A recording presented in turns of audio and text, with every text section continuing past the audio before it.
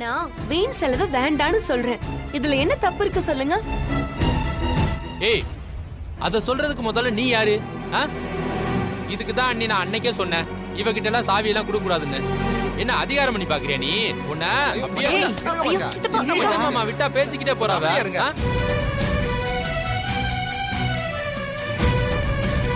அம்மா பார்வதி, நம்ம கிட்ட வேலை செய்யறவங்கள என்னைக்குமே நல்லா பாத்துக்கணும்னு நினைக்கிறவர் தான் மச்சான். அதனாலதான் இந்த ஊரே அவர் மேல ஒரு நல்ல மரியாதை வச்சிருக்கு. இதெல்லாம் செலவு இல்லம்மா, நம்ம குடும்பத்துக்கான கௌரவம். மாமா இப்படி கேக்குறவங்களுக்கு எல்லாம் கொடுக்கறதுனாலதான் எல்லாரும் வேணும்னே வந்து வீட்டுல நிக்கிறாங்க. நமக்கு தான் நிறைய நஷ்டமாகுது.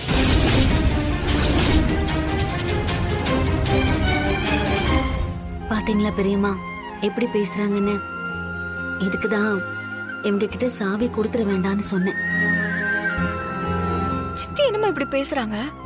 அதுவும் அப்பாவே எதிர்த்து கேள்வி கேக்குறாங்க. அப்பா கோவப்பட போறாரு. சாதாரண ஒரு ஆளுக்காக இவ்ளோ செலவு பண்ண வேண்டாம்னு எனக்கு தோணுது மாமா.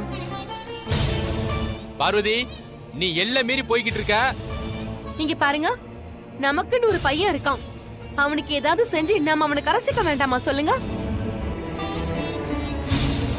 இப்படி கேக்குறவங்களுக்கு எல்லாம் அள்ளி அள்ளி கொடுத்துட்டு இருந்தா நாளைக்கு நம்ம குடும்பம் நடுத்தரல தான் வந்து நிக்கணும்.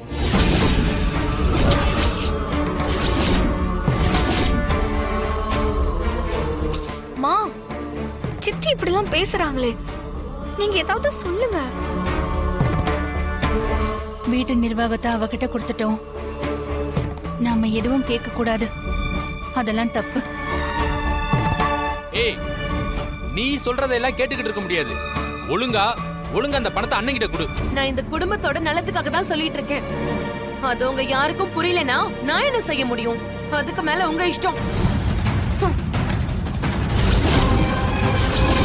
ஏய், புத்திட்டு கெட்டு போச்சா அவளுக்கு? கொஞ்சம் அமைதியா இருங்க.